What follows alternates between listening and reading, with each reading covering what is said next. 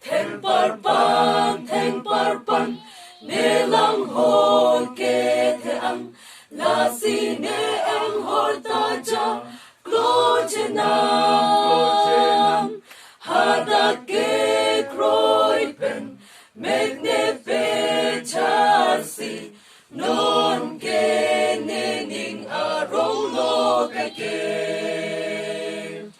Alang en hol, tiglong ason, ke cha an ta tiglong, ning teglong ne, han pe hai chi, halabang so arni. Theng Pyrpan, ne lang hol ke the ang, la si ne ang hol ta ja, klo chenam, hada ke kroi pen, meg ne pe charsi, non ke ne ning arong lo kai ke.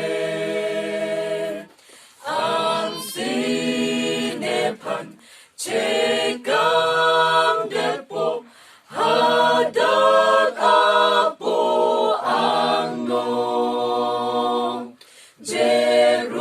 Jerusalem, kimido po, ne pansin adim lo.